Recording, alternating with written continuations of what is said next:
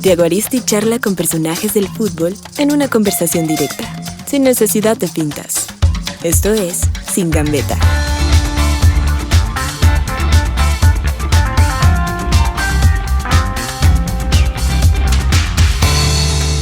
Fútbol sonoro del blog de Tiago Aristi. Una gambeta es el recurso que tiene el deportista, en este caso el futbolista, para evadir una pregunta, un adversario. En este caso, nuestra invitada es una periodista deportiva que seguramente le ha tocado evadir muchas gambetas y es precisamente lo que queremos evitar en esta conversación, las gambetas. Pilar Velázquez Villegas, ¿qué tal, Pili? Bienvenida a Sin Gambeta, uno de los episodios del podcast Fútbol Sonoro del blog de Tiago Aristi.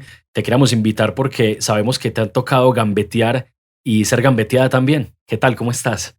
Bien, Santi, gracias por esta invitación tan bacana. Eso de Sin Gambeta asusta un montón. Pero sí, me ha tocado gambetear bastante en la vida, aunque me gusta ser frentera. Entonces también creo que mucha gente me gambetea a mí porque dice, no, yo con esta no me meto. Pili, ¿de dónde viene esa cualidad o esa característica de ser directa, de ser sin gambeta, de ser abierta, frentera, como decís? Yo creo que eso me lo enseñó un poquito el carácter de mi papá con la sinceridad y lo genuina que es mi mamá. A mí siempre me educaron bajo esta premisa y es, así a usted le toque morirse, nunca diga mentiras. Entonces yo crecí todo el tiempo con eso y yo era tan sincera que muchas veces cuando incluso mi papá, que fue el que me enseñó eso, y mi mamá, pero más que todo mis abuelos, les tocaba decir una mentira piadosa por una deuda o las dificultades económicas que tuvimos cuando yo era más pequeña. Una mentirita como, no, es que este mes no te puedo pagar porque acabo de comprarle la leche a la niña o el uniforme. Y yo decía, ¿cuál uniforme? Mentiroso, a mí no me han comprado ningún uniforme. Entonces mi papá era como esta culicagada, por Dios, y yo, pero si usted me enseñó a no decir mentiras, entonces toda la vida ha sido así. Y me ha tocado dificilísimo porque incluso yo tengo una amiga que se llama Jamie Sierra, tú la conoces porque ella es además colega del diario AS. Ella me regaló hace mucho tiempo y nunca se me olvida una camiseta que decía numeral sin filtro. Y no está mal ser sincera y frentera de toda la vida, pero uno tiene que tener tacto. Y eso me había costado mucho hasta que ya creo que con la madurez que dan los años, yo no soy pues muy vieja, pero sí lo he aprendido a tener, pero me costaba demasiado, Santiago. A veces era hasta hiriente. Y por supuesto, eso lo tuve que cambiar porque se convertía ya no en una cualidad, sino en un defecto. Claro, y no todo el mundo acepta que le digan las cosas, ¿cierto? Entonces toca a uno ser prudente también y saber con quién serlo. Pero antes de esa actualidad, incluso como periodista, vamos a la niñez de Pilar. ¿En qué año nació? ¿Dónde se crió? Y además, la familia, ¿cómo estaba conformada en ese tiempo, antes de la independencia actual? Yo nací el 6 de septiembre de 1990 en un hermoso pueblo del suroeste de Antioquia. Yo soy montañera, más no poder, mejor dicho, en Jericó, Antioquia. Yo soy de la tierra de la Madre Laura, igual de Santa la Madre Laura, mentira.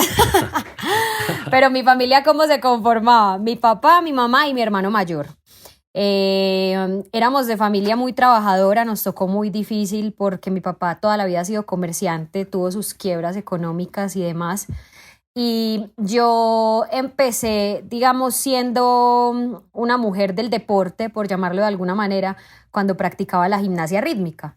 Porque en Jericó tuve esa oportunidad y para mí fue una de las experiencias más lindas, pero también más tristes cuando la tuve que dejar por cuestiones económicas de mi vida. Pero Jericó para mí es el marco de la mejor infancia. Yo no sé cómo ha sido la infancia del resto de los seres humanos, pero para mí la infancia en Jericó fue divina porque además era en pueblo, es de fincas, de río, de ir a coger mangos, de jugar con los amiguitos, lo que jugábamos antes, no sé si ahora lo hagan, debe ser de una forma más moderna y hasta por vía internet. Nosotros jugábamos escondidijo, Jamie, ponchao, Tintín corre, corre, y era maravilloso porque la pasábamos muy bien. Entonces mi infancia la recuerdo, mejor dicho, creo que me saca una sonrisa cada que me acuerdo de cuando yo estaba chiquita. O sea que con tu papá, con tu mamá, con tu hermano, y había, digamos, en ese tiempo una dificultad económica que no permitía algunas cosas, según te entiendo. Sí, mi papá siempre fue comerciante y digamos que le tocó duro porque él era muy buen negociante, pero no era muy bueno para asociarse. Entonces, generalmente los socios con los que se metía, pues resultaban trayéndole problemas económicos. Nosotros sufrimos una quiebra muy dura, una quiebra tan dura que te cuento algo que nunca le he dicho a nadie en ninguna entrevista. A mi papá incluso lo amenazaron con la vida de sus hijos y me amenazaron específicamente a mí por la deuda económica tan grande que le quedó a mi papá. Y fue difícil superarlo porque mi papá tenía muchos negocios, pero como te cuento, se asoció tan mal que al final se quedó sin nada. Nos tocó salir de Jericó precisamente por eso, y pese a eso recuerdo muy bien Jericó, pero más que todo era por la seguridad de la niña aquí presente en tu podcast.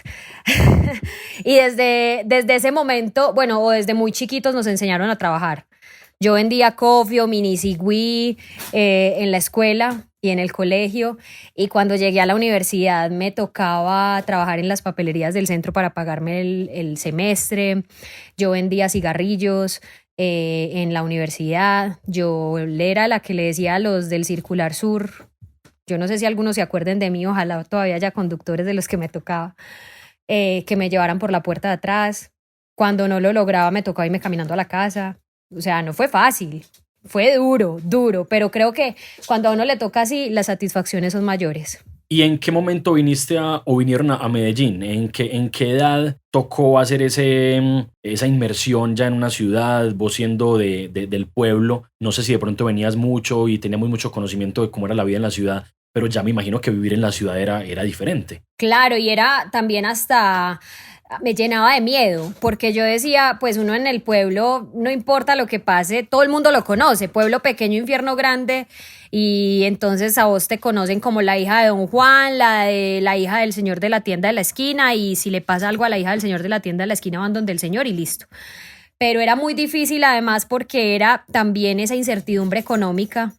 Y yo me acuerdo que mi papá tenía, entre tantos contactos, por supuesto por los negocios, uno que se convirtió en el ángel de la guarda de mi familia. Él tenía una papelería que se llama, es muy famosa en Medellín, es la papelería El Pingüino, en todo el centro de Medellín.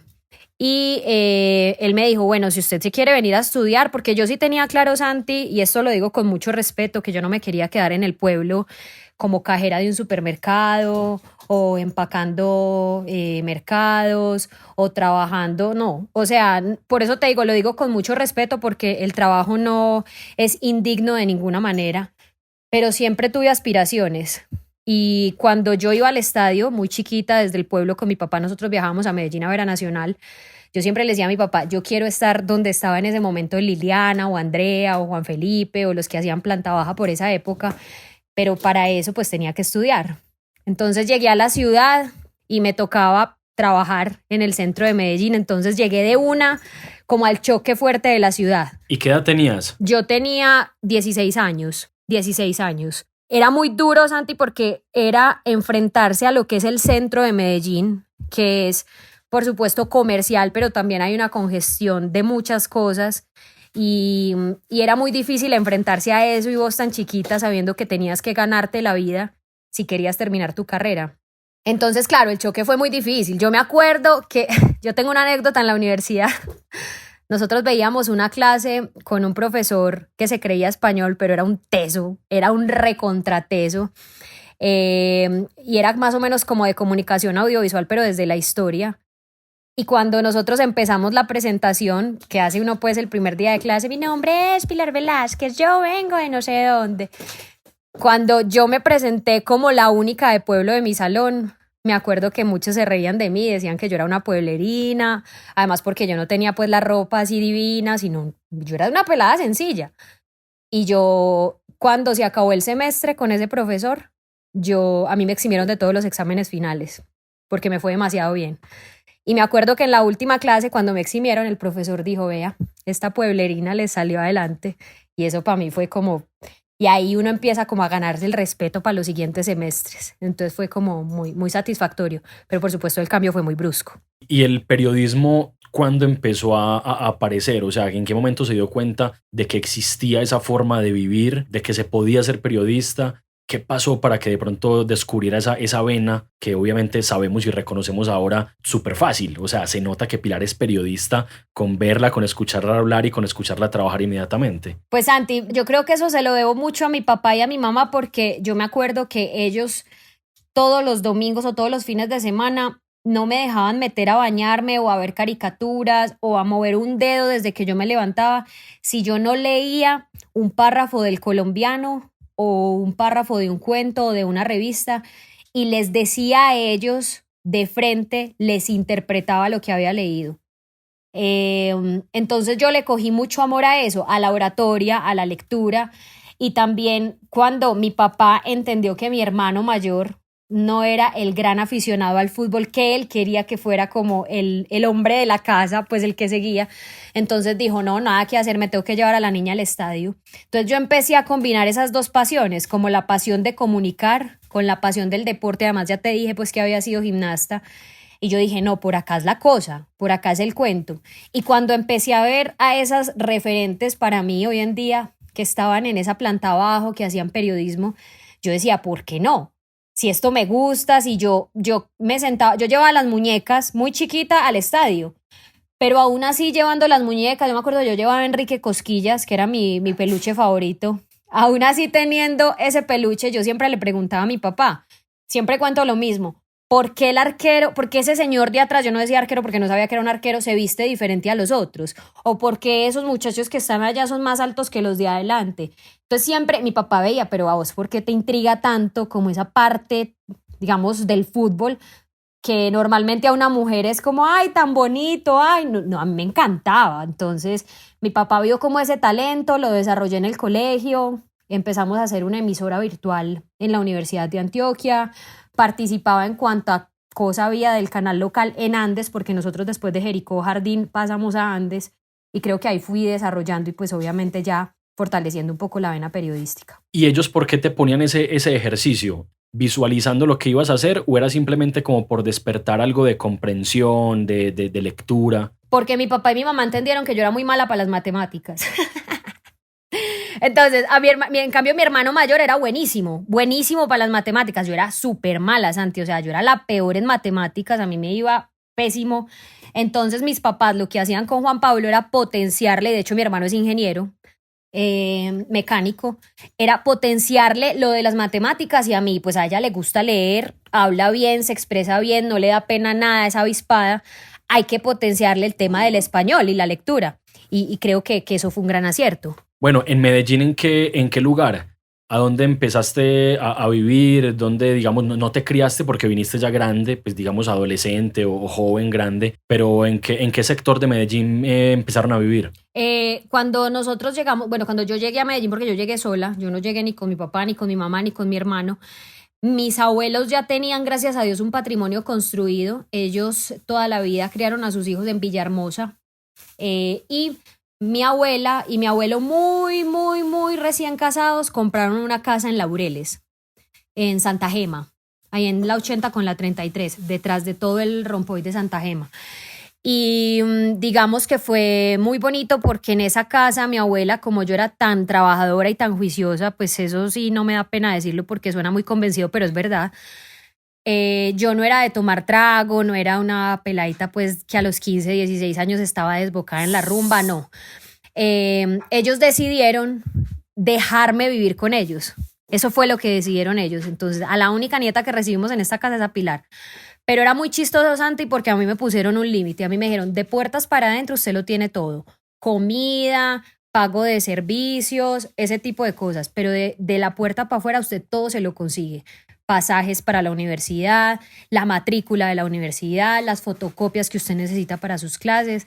Entonces, por supuesto, era ese contraste de llegar a casa y sentirme segura porque gracias a Dios tenía el plato de comida, porque yo voy a decir acá, no voy a que aguante hambre, no. Pero sí me tocó difícil en el sentido de yo salía de mi casa y era defiéndase como usted pueda.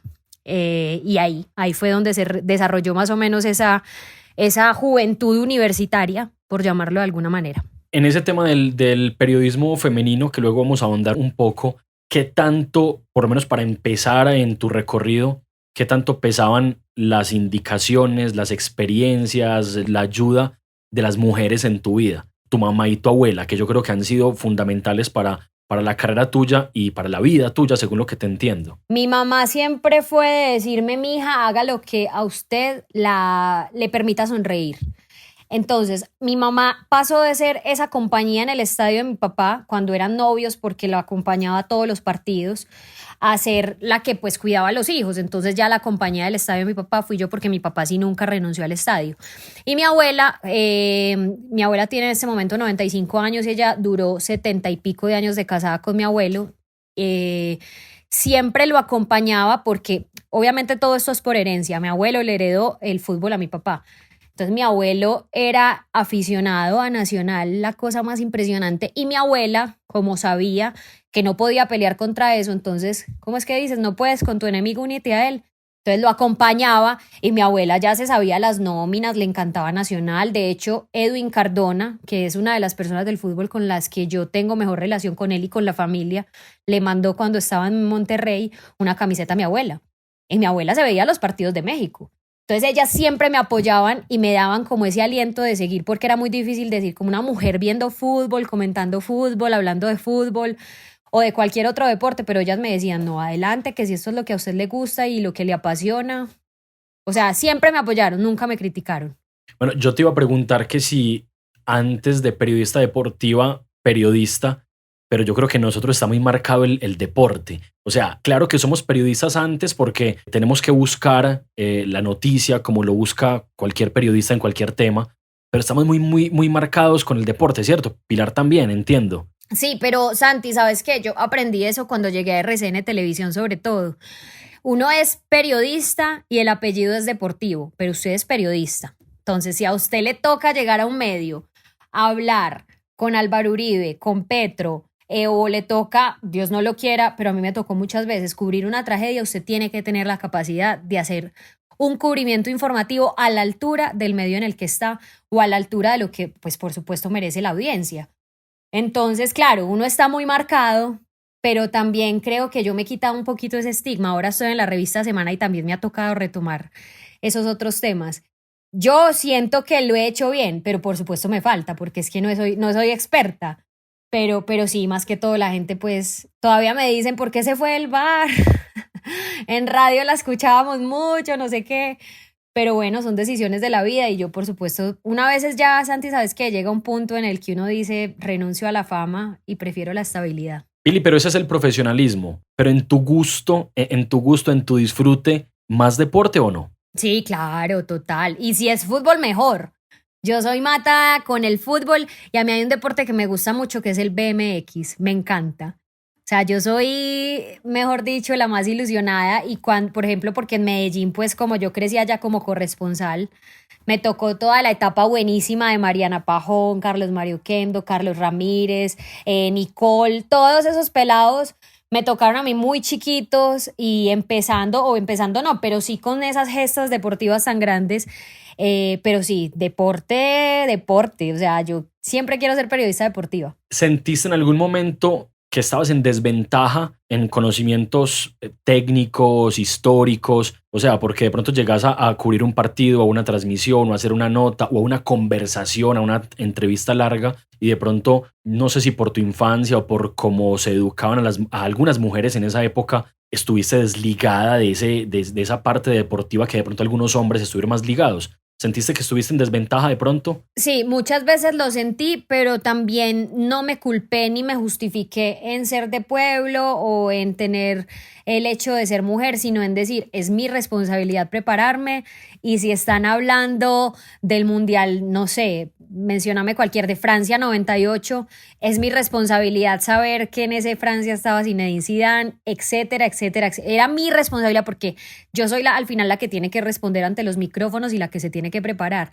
Por supuesto me sentí en desventaja, sobre todo cuando trabajaba con monstruos como Hernán Peláez, Iván Mejía, Diego Rueda, César Augusto Londoño, que uno normalmente los escuchaba al otro lado del dial y uno decía, Dios mío, en algún momento esto se va a dar, y sí se dio. Entonces era como la exigencia también personal. Decir, bueno, yo tengo que estar a la altura de estos manes, porque si estos manes se la jugaron por mí para que yo fuera a un mundial, es porque algo bueno hago. Y por supuesto, pues claro, me sentí en desventaja, pero nunca le eché la culpa a lo que viví antes de. Sí, digamos que la vida se había dado así y tu juventud y tu formación se había dado así. ¿Hiciste un sobreesfuerzo para de pronto ponerte a la par, investigar más, leer más, trasnochar más? Sí, claro, me tocaba, sobre todo cuando entré a la Largue, porque yo te digo una cosa, Santi, cuando yo llegué a la Largue, yo no sabía muchas veces cuáles eran los equipos de España de la A y de la B, para ser sincera. Entonces yo te hablaba a la par del Real Madrid con, no sé, cualquier equipo de la B de hoy en España y era muy vergonzoso porque, mira, yo te digo algo, en esta época, sobre todo tan digitalizada, la gente sabe más que uno. O sea, a la gente no le basta solamente con decirle Messi juega en el Barcelona, jugó 90 minutos, marcó 2 goles. No, esos datos ya ellos lo saben. A ellos les gusta saber lo otro. Entonces yo tenía que empezar a encontrar ese plus y yo llegaba de la Largue a las 12 de la noche y muchas veces, y obviamente eso también se lo agradezco a mi novio que es periodista deportivo, él era el que me decía, mañana juega el Real Madrid a las 6:30 de la mañana, a las 7 de la mañana nos tenemos que levantar a verlo. O mañana hay Premier, o mañana hay Champions, o mañana hay lo que sea, hay que levantar a verse. Así usted esté súper cansada, eso es lo que a usted la va a llevar a ser grande. Y así lo hacía. Entonces él me decía, y hasta me evaluaba, me decía, ¿cómo está parado el Real Madrid? ¿Cómo está parado el Barcelona? ¿Cómo se llama ese jugador? ¿Quién es el lateral derecho? ¿Cómo se llama el técnico? Y yo era como, juepucha, ¿me entendés? Y también hacíamos ese mismo ejercicio, pero en el Campín, pues porque era obviamente o en el estadio de techo. Y era, digamos, una exigencia que hasta a veces nos traía problemas, pero él me decía, yo me enojaba, pero él me decía, o sea, es tu futuro, es lo que a ti te gusta. Y también de mi lado, por supuesto, saber que en algún momento, no sé, me frustraba mucho llegar y te pongo otra vez el ejemplo, no sé, de un mundial que yo nunca estuve, nunca vi, y estaban hablando todos los panelistas del programa sobre ese mundial y yo me quedaba callada, porque obviamente no sabía nada. Me frustraba mucho después del programa pensar, yo llegaba y escuchaba los programas y decía, yo no dije nada, no porque no quise, sino porque no sabía. ¡Qué vergüenza! Entonces ya llegaba y me obsesionaba y leía sobre ese mundial, porque si no... Qué buen tema ese de que vos sin gambeta aceptes que uno como periodista puede tener falencias, que hay otros colegas y los mismos oyentes que pueden saber mucho más que uno de cualquier tema, y ahí está el profesionalismo y la rigurosidad de uno, de pronto de ponerse a la par y cubrir los vacíos que uno tiene.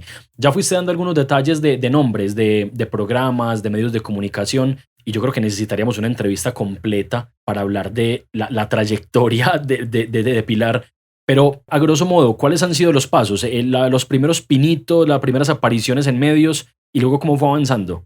Bueno, yo empecé en la emisora cultural de la Universidad de Antioquia, de ahí pasé a un canal local que se llama UPAN, luego llegué en el segundo semestre de la universidad y me escogieron junto a 2 compañeros de clase para ir a Teleantioquia a hacer lo que en ese momento se estaba disputando en Medellín, que era el suramericano, los Juegos Suramericanos. Ahí me quedé en Teleantioquia y empecé a firmar pequeños contratos hasta que cumplí los 18 años, contratos que constaban solamente de la responsabilidad económica del canal conmigo, pasajes, alimentación, hospedaje, hacía todo el tema de producción, era asistente de dirección y unas cuantas notas periodísticas, no me tocaba del todo periodismo. Cuando Sheila García renuncia como corresponsal de RCN Televisión para venir a Bogotá, me sale la oportunidad de presentarme en RCN. Yo la verdad, Santi, te lo digo, yo no creía en mí. Yo decía, no, por Dios, ¿yo qué voy a ser periodista deportiva tan rápido, tan joven? Sí lo quería porque te lo dije desde que empezamos la entrevista, cuando yo iba al estadio me proyectaba así, pero me daba mucho miedo. Y hasta que un día dije, yo soy boba, o sea, tengo que empezar de alguna manera. Y cuando llego a RCN Televisión, que fui corresponsal 4 años y medio, viví yo creo que de lo mejor que he vivido en mi carrera, porque con RCN yo cubrí no solamente todo lo regional y local que vos sabés que se vive en Medellín, que es una ciudad tan deportiva, sino también tuve la oportunidad de ir a unos Juegos Olímpicos. Cuando yo siento, Santi, y esto me pasa mucho, que yo ya cerré el ciclo en una empresa, yo empiezo a buscar para dónde volar y para dónde crecer. Llámese crecimiento profesional, que ojalá eso lo tenga de entrada, pero también un crecimiento económico. y por el momento buscaba crecimiento profesional y me llamaron de Caracol Radio, llegué al Alargue, al año de estar en el Alargue sale la propuesta del Bar Caracol, que en este momento pues es uno de los programas de las tardes más escuchados. Y ya después, cuando ya sentí que cerré el ciclo Caracol Radio, porque además con ellos debuté como comentarista deportiva femenina en una transmisión que jamás lo había hecho y lo hice en lo que más me gusta, que es el fútbol femenino, y me fui al Mundial con Caracol Radio. Cuando ya sentí que no iba a crecer más, dije, bueno, tengo que empezar a buscar porque yo ya voy a cumplir 30 años, estoy pensando en una familia, y me fui para la revista Semana. Y aquí estoy bajo la dirección de Vicky Dávila, estamos haciendo un proyecto digital que se llama Semana TV, Semana Noticias, y estoy muy contenta. Brutal, brutal, un gran recorrido de grandes nombres y además en poco tiempo, porque Pilar, no digas que tengo 30 años es juventud total todavía, eso sonó como si fueran 50 o 60 años. No, yo lo digo es por los sueños que tengo, porque yo en algún momento quiero generar empleo, sobre todo para las mujeres. Entonces, cuando yo digo 30 años y no lo he logrado, es difícil, porque es que, Santi, hay gente que con 27 años tiene un montón de cosas y ha logrado un montón de cosas en cualquier otra profesión, entonces uno dice, ¿será que me estoy quedando? Pero bueno, no, yo creo que uno también tiene que marcar el paso seguro, aunque sea más lento, pero que sea seguro. ¿Te han preguntado 30, 40 veces o más mujeres, jóvenes, periodistas, que cómo hiciste, que cómo llegaste? Y yo creo que ya de pronto tenés como un par de puntos como medio concluyentes a toda esa historia. ¿Qué les decís? Yo siempre les digo que lo primero es no quedarse en ser la periodista digital de las redes sociales, de leer y quedarse ahí en no sé cuántos caracteres que tienen estas redes, sino por el contrario, siempre ir más allá. Yo siempre les digo que ojalá tengan la oportunidad de ir a la cancha, de ser corresponsales, de hacer reportería, que a mí me parece que eso nutre mucho al periodista deportivo. Yo les digo que no se enfoquen en el pensamiento machista de es que el periodismo deportivo es una profesión solo para hombres. No, eso hay que quitárselo de la cabeza. Yo les digo que hay que trabajar, que hay que ganarse las cosas y no por ser bonitas o por ser piernonas o por salir muy lindas en una cámara o por tener una voz melodiosa, no, sino con preparación y que todo eso se va ganando. Esos son los consejos básicamente que en muchas entrevistas me los han preguntado y siempre doy los mismos, pero me sostengo en eso. Y también, Santi, creo que algo que me dijeron cuando yo entré a RCN Televisión, un buen profesional se puede formar, una buena persona viene desde casa. ¿Sentiste el machismo alguna vez fuerte? O sea, yo sé que en el tema social las mujeres lo viven constantemente, pero en el tema ya profesional y de proyección y de mejora periodística y en puestos y demás, ¿lo sentiste fuerte? No, Santi, la verdad no. Yo creo que con la única persona que tuve un choque por mi desconocimiento de esa persona fue con el coleccionista de datos. De resto, con nadie, porque todos los hombres que tuve al lado, como profesionales, como jefes, como guías, como compañeros, creo que siempre me ayudaron un montón. Con el coleccionista de datos en específico me pasó que cuando llegué a reemplazar a Sheila yo no sabía quién era el coleccionista de datos y en algún momento él llamó al celular, que en ese momento era el empresarial de Sheila, pero por supuesto por yo reemplazarla pues lo tenía en mi poder y el tipo se me presentó con una altitud pues pensando que todo el mundo lo conocía y yo le dije, señor, yo no sé quién es usted. Y el tipo me dijo más o menos como si usted no sabe quién soy yo, a usted no le va a ir bien en este medio. Y después nos sentamos frente a frente en la mesa del Bar Caracol y yo le dije en un programa, mira que mi éxito nunca dependió de conocerte o no. Entonces fue como lo único. De resto creo que con todos me ha ido súper bien y el que me ha tenido que decir la verdad de decir, oye, pilas, te tenés que preparar o hey, pilas, mira, estás muy agrandada o mira, pilas, que no estás haciendo bien esto y esto y esto. Creo que me lo ha dicho con mucho cariño y me ha ayudado a crecer. Y son los hombres, muchos de ellos, los que han confiado en mi talento. La primera persona que confió en mí se llama Fernando Bustamante, que es profesor hoy en el Politécnico Jaime Isaza Cadavid, fue mi profesor. Después Juan Fernando Tavares en Noticias RCN Medellín. Ahí conocí también a Andrea Guerrero, que como mujer confió en mí muchísimo. Cuando llegué a Caracol Radio, Diego Rueda, Iván Mejía, Hernán Peláez fueron los que confiaron en mí. Entonces tengo que ser muy afortunada de saber que los hombres son los que me han ayudado a hacer también el camino. Claro. Y los protagonistas, los invitados, los deportistas, los área administrativa, cuerpos técnicos. Con ellos he tenido... Lo que pasa es que ahorita, Santi, hay mucha gente que dice que vos como periodista no te podés involucrar en la amistad con una fuente. Yo pienso totalmente lo contrario. Yo pienso que este camino a uno le puede dejar grandes amistades desde que se forjen con el marco del respeto y entendiendo que vos no siempre por ser amiga los tenés que elogiar. El día que hace poquito estaba en una entrevista con Farid Díaz para el canal regional Teleantioquia y yo contaba muchas anécdotas que conozco de él porque tuve la oportunidad de compartir con él, con su esposa, con sus hijas, y también cuando Farid empezó en su pico, él llegó al pico muy alto con Nacional, fueron campeones y demás, pero ya después del Mundial creo que el Farid que todos conocíamos no era el mismo Farid y yo no podía salir a decir a los medios porque era mi amigo, no, Farid es el lateral izquierdo deslumbrante, no. Entonces eso solamente como para ponerte un ejemplo, y en este momento tengo muy buenos amigos en el fútbol, técnicos, profesionales en deporte, preparadores físicos, asistentes técnicos y demás, que creo que como primero los tuve como fuente o aún los tengo como fuente y como esa versión de usted me sirve para darme información y a usted lo tengo que entrevistar como ese personaje al que yo tengo que respetar, también creo que de ellos he aprendido un montón. Incluso con algunos de ellos comparto libros o comparto anécdotas o comparto entrevistas y eso para mí es muy satisfactorio, pero también es muy lindo poderlos llamar como esas personas a las que uno le tiene cariño, que creo que no tiene nada de malo. Me gusta y la verdad siempre he defendido esa idea e incluso me hiciste recordar que una vez en un programa en vivo en RCN Radio, cuando yo trabajaba en esta empresa, se habló de que el periodista no tenía amigos y la verdad tuve que ser muy sincero en contra de mis compañeros y dije, pues yo tengo amigos en el fútbol, tengo amigos y no puedo negarlos porque o sea, somos seres humanos y no es que uno sea amigo de todo el mundo, sino que uno con respeto se pueden generar amistades porque coincidimos en algunos temas o porque personalmente, humanamente, pues podemos ser cercanos y se puede formar una amistad. Completamente de acuerdo. ¿Qué significó el Mundial de Fútbol?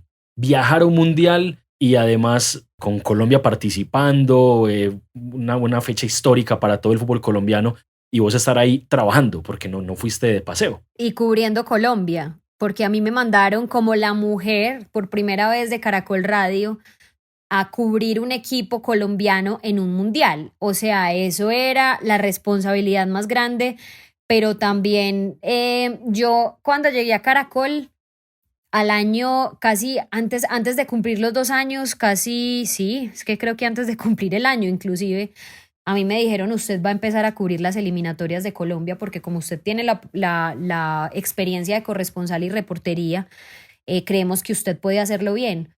Y de ahí usted se gana uno su boleto al Mundial. Y cuando me avisan y me dicen que voy a ir al Mundial, Santi, yo creo que yo a mi familia le conté por lo menos una semana antes. Cuando yo ya tenía en mi correo tiquetes, cuando yo ya tenía en mi correo confirmación de hoteles.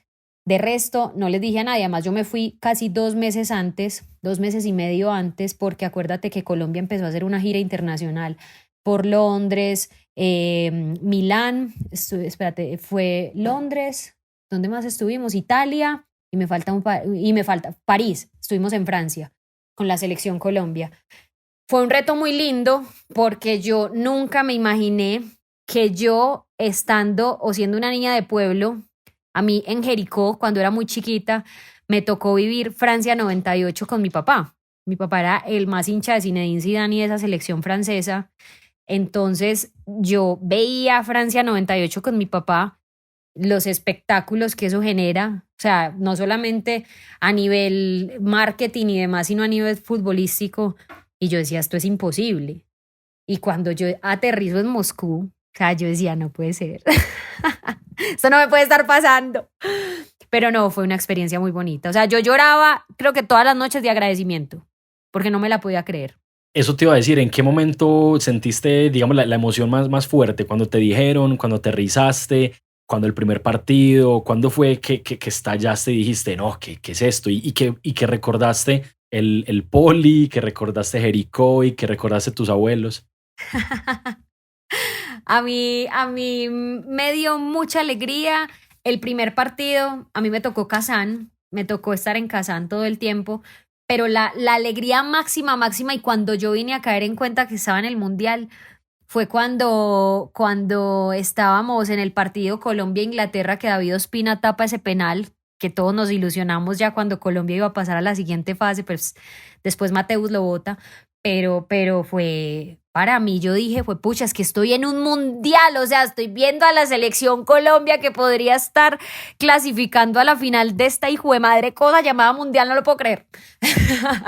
Fue como ahí que yo aterricé, porque yo todo el tiempo, yo soy, obviamente soy muy emocional, soy muy pasional, soy un poquito acelerada, pero también en este tipo de cosas soy muy aterrizada.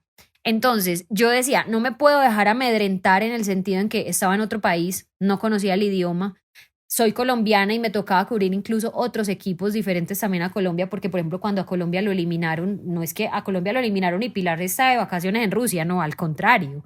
Rebúsquese a los personajes, vaya a los entrenamientos de los equipos que quedan clasificados. Entonces yo decía, tengo que hacer de cuenta, yo todo el tiempo me mentalizaba en que yo estaba en Medellín, que estaba cubriendo no Nacional y Medellín, porque pues obviamente uno no puede tampoco bajarse tanto la caña, pero sí como voy a hacer el trabajo como si esto fuera la final de la Copa Libertadores, en el sentido en que lo voy a hacer con seguridad, a eso me refiero, con seguridad, autoconfianza, no me voy a dejar opacar porque este habla inglés y este habla ruso. Entonces, como siempre lo pensé así, cuando ya llegué a ese partido Colombia-Inglaterra, yo dije, no, es que yo no estoy cubriendo ninguna Copa Libertadores, ni estoy en Medellín, yo estoy en Rusia.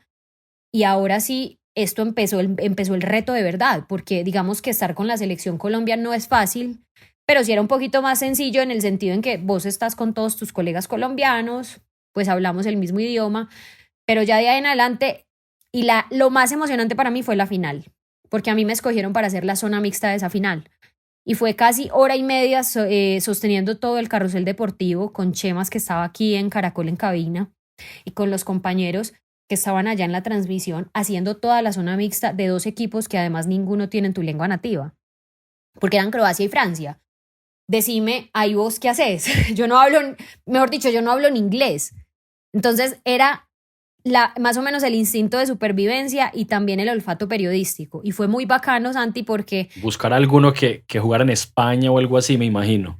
Claro. Entonces yo dije, bueno, ¿qué hago? ¿Qué hago? Yo dije, bueno, acá está Modric, está Varane. Bueno, no, tengo que mirar dónde están los periodistas españoles, y empecé a activar mi radarcito hasta que lo di con ellos. Y yo me acuerdo que yo me les metí en esa zona mixta, yo era la más chiquita, esos periodistas españoles eran gigantescos y casi todos eran hombres. Es que yo creo que en esa zona mixta de radio las únicas mujeres éramos Sara Castro y yo, pero creo que Sara Castro no estuvo en esa zona mixta de la final, pero siempre con los de radio éramos las dos únicas mujeres, porque ya en televisión estaba Diana Rincón, Sheila, Ana María Navarrete. Y cuando ya empezaron a salir los campeones del mundo, yo era, haga de cuenta, la zona mixta del Atanasio, llamando a los jugadores con toda la seguridad del mundo, hablándoles para Caracol Radio Colombia. Me acuerdo que Varane se me paró con la Copa del Mundo cargada como si fuera un bebé y me respondió a mí las preguntas. Fueron casi 5 minutos al aire con él. Fue divino. Y yo cuando terminé esa final, en esa zona mixta, ya cuando todo el mundo se fue, yo me senté en las escaleras de esa zona mixta a llorar de la emoción.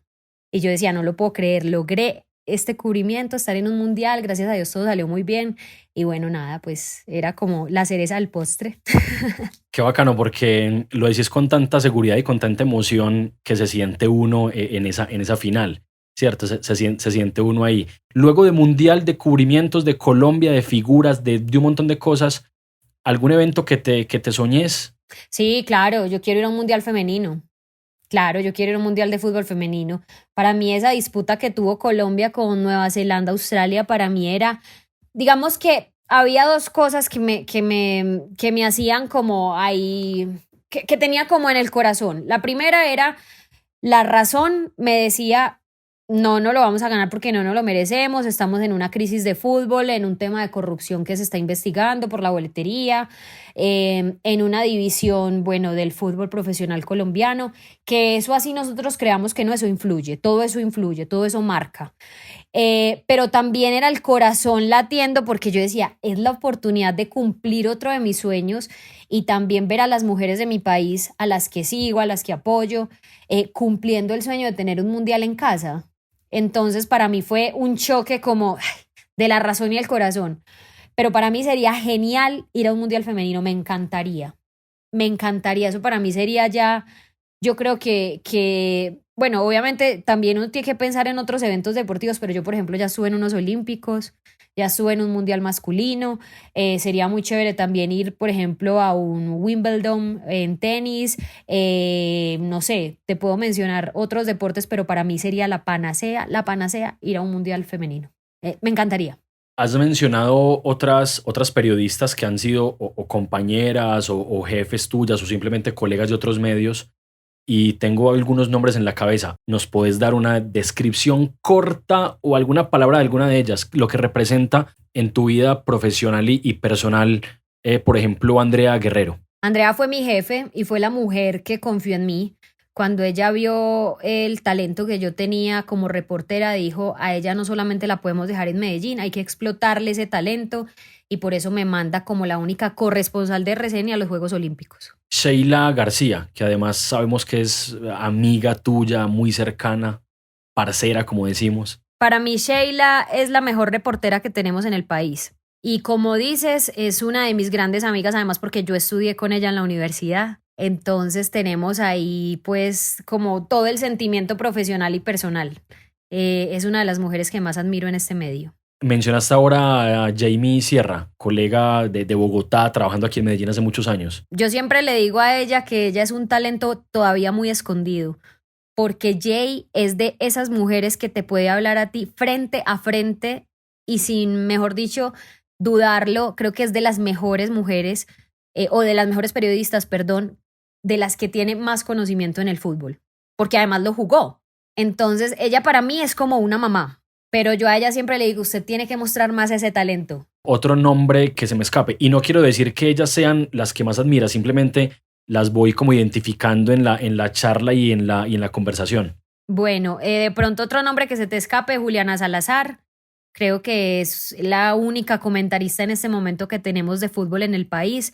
Sara Castro también es gran amiga y es una persona a la que admiro demasiado porque ella es directora de un medio como AS Colombia o como AS, porque yo no le digo ni AS Colombia ni AS España, sino que hace parte de ese magno medio digital y me parece muy tesa, porque lo que hace Sara, además que también sabe demasiado de fútbol, ella conoce mucho de historia. Bueno, como por mencionar algunas, porque creo que se nos quedan muchas en el tintero, pero básicamente ellas.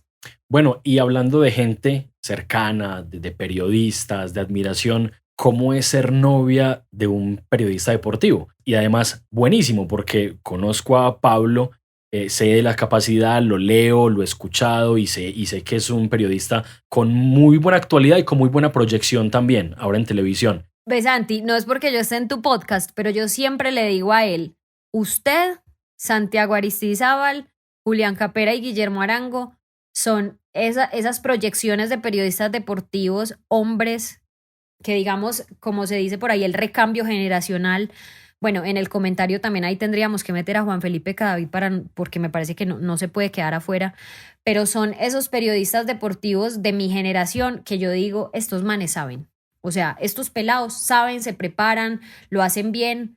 Y yo creo que Pablo yo siempre le digo a él que él es muy ñoño. Usted a Pablo siempre lo ve leyendo o siempre lo ve viendo fútbol o siempre lo ve no solamente viendo fútbol, a él le encanta la NBA, le encanta el fútbol americano, ve golf, habla de golf. Es un periodista muy completo, y tenerlo de novio es muy chévere en el sentido en que qué rico yo poderme complementar con él, pero a veces también es muy harto porque qué regañadera tan horrible. Y también en cierto sentido hay que decirlo, hay una competencia sana porque es que al final somos los dos de la misma generación.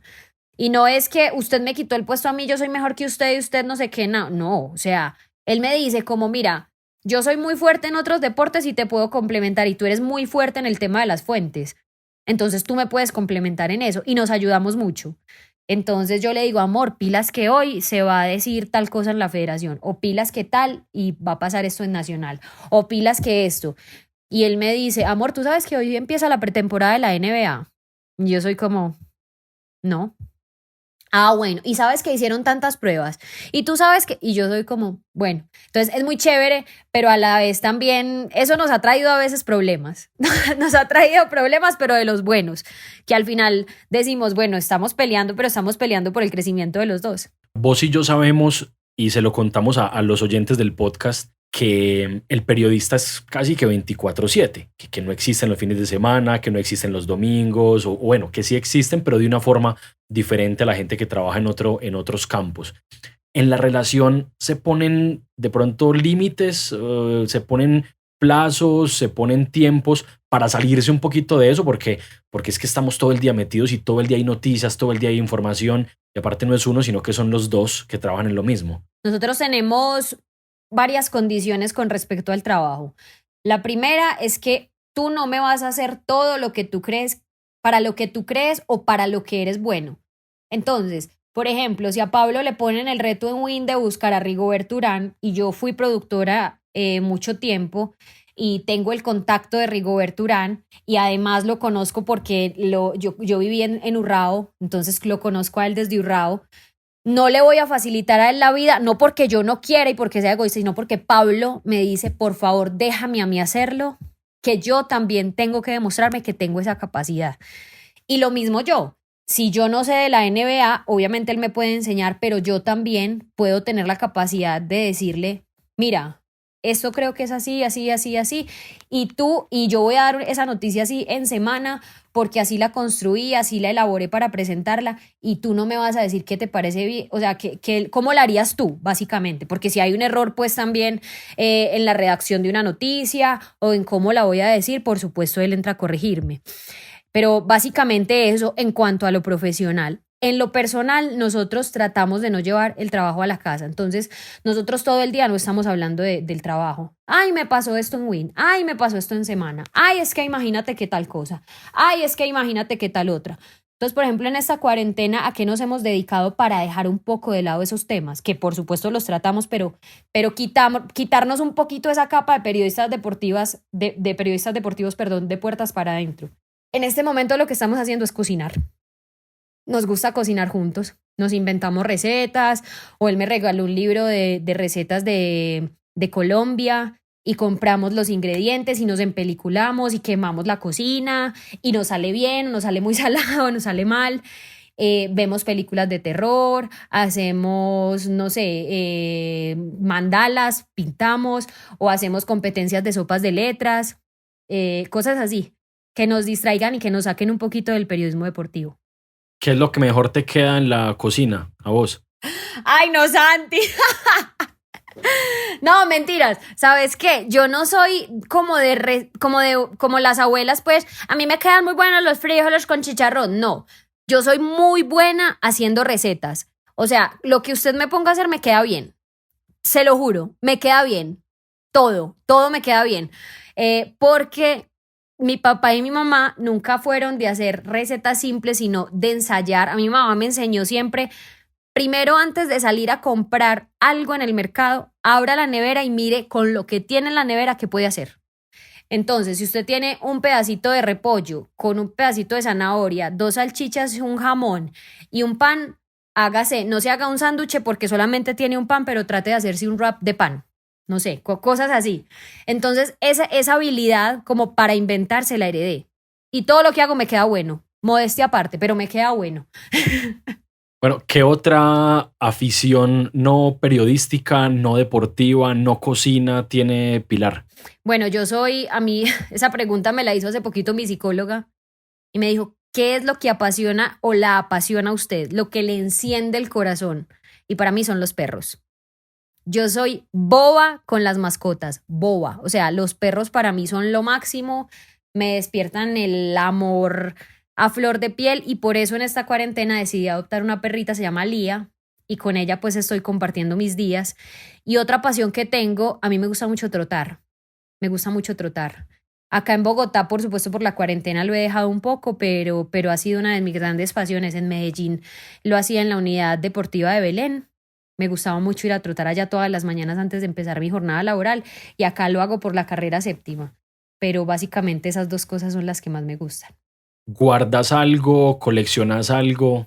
Sí, las acreditaciones de los eventos deportivos, de la DIMAYOR, eso siempre lo voy a coleccionar y siempre lo voy a tener. Desde la primera acreditación que tuve, que fue por supuesto la de los Juegos Suramericanos, hasta la del Mundial, bueno, y los eventos que me ha tocado cubrir que han sido muy grandes, ahí las tengo. ¿Qué tal Bogotá? Yo amo Bogotá, Santi. Yo tengo que decir que a mí me cambió el chip de lo que era Bogotá, porque yo como buena paisa decía lo mejor de Bogotá es la salida para Medellín. Pero después cambié ese concepto porque acá en Bogotá encontré una ciudad que por supuesto me da oportunidades laborales. Por algo pues estoy donde estoy. Aprendí a querer el clima, que era lo más difícil de acostumbrarse, pero a mí me encanta el frío de Bogotá y aprendí a tolerar su gente, porque hay que decirlo, lo más frío de Bogotá no es el clima, aunque lo haya dicho anteriormente, sino la gente, porque acá todo el mundo, como acá convergen tantas culturas, el barranquillero, el paisa, el santandereano, entonces acá decimos que esta ciudad es de todos y de nadie. Es muy complicado vos como paisa encontrar ese cariño, ese afecto, ese calor de la gente de tu tierra. Acá todo el mundo va por donde va y le importa un carajo el otro. Pero al principio me daba durísimo y yo echaba madres y los odiaba. Pero después dije, no, me tengo que acostumbrar porque la ciudad no se va a acostumbrar a mí. Yo me tengo que acostumbrar a este nuevo hábitat en el que estoy y aprendí a querer a Bogotá y lo defiendo y lo adoro y me encanta esta ciudad. La entrevista, el personaje que te soñás, que preparás, que sin tenerlo al frente te lo imaginas. A Messi. Siempre lo he querido entrevistar, además porque él tiene como yo una afición o una pasión muy grande que nos liga y es la abuela. La abuela de Messi marcó mucho en su carrera deportiva y en su vida personal. Y para mí sería un honor hablar de ese Messi nieto más que del Messi futbolista. Me encantaría entrevistar al Lionel Messi. Bueno, conocimos creo que mucho de Pilar Velázquez Villegas sin gambeta. Hablamos de cocina, de fútbol, de periodismo, de trayectoria. Me le metí a la relación y todo. Hablamos del coleccionista, hablamos del bar, del mundial, de todo un poquito. Usted que dijo que de todo un poco, Santi. Le asustaba mucho el sin gambeta, pero mire que salió fácil y salió bacano. No, y la verdad, Santi, estas entrevistas son las que me gustan. Las que sacan ese lado de mí que mucha gente no conoce. Me encanta compartirlo, por supuesto, porque no creo que, mejor dicho, soy de las que está convencida que cada experiencia puede ser el mejor espejo para otra persona, más allá de lo profesional. Entonces, lo que te contaba de cómo fueron mis inicios, lo que tuve que trabajar, lo que le tocó a mi familia, lo que hago en la cocina, las condiciones que me pongo con Pablo, creo que eso le puede servir a cualquier otra persona que en algún momento tenga un novio periodista deportivo, que viva solo, que cambie de una ciudad, un cambio tan brusco de un pueblo a una ciudad. Esas son las cosas que me gusta dejarle a la gente. Eso me parece que les aporta un poquito más. Bueno, Pilar, gracias. Gracias por hacer parte de este podcast, aceptar esta invitación. Tenemos la tarea de traer más mujeres al podcast, traer más mujeres al imaginario de la gente, al imaginario de los hinchas, y queríamos hacerlo con deportistas y con periodistas también, y sos la primera invitada pues de este lado de los micrófonos, así que te agradecemos mucho. Muchísimas gracias y esperamos que sigas teniendo muchísimos éxitos como nos contaste que has tenido, que yo creo que no son ni la mitad de lo que vas a tener. Gracias, Santi. No, para mí es un honor haber estado acá. Vos sabés que, y siempre te lo he dicho, te tengo gran admiración. Te lo confesé ahorita cuando mencionaba a los periodistas de mi generación, hombres que creo que son ese recambio generacional. Así que para mí es un placer haber estado acá y de verdad muchísimas gracias por haberme invitado y por qué honor y qué responsabilidad abrir este podcast de mujeres. Bueno, Sin Gambeta en Fútbol Sonoro del blog de Tiaguaristi, hoy y siempre con Pilar Velázquez Villegas. Esto es Sin Gambeta, Fútbol Sonoro del blog de Tiaguaristi. Escúchanos en Spotify, Apple Podcast, iVoox, Deezer, Google Podcast y Spreaker. Producción y realización Juan David Villa y Santiago Aristizábal. Visita www.elblogdetiaguaristi.com para fútbol escrito.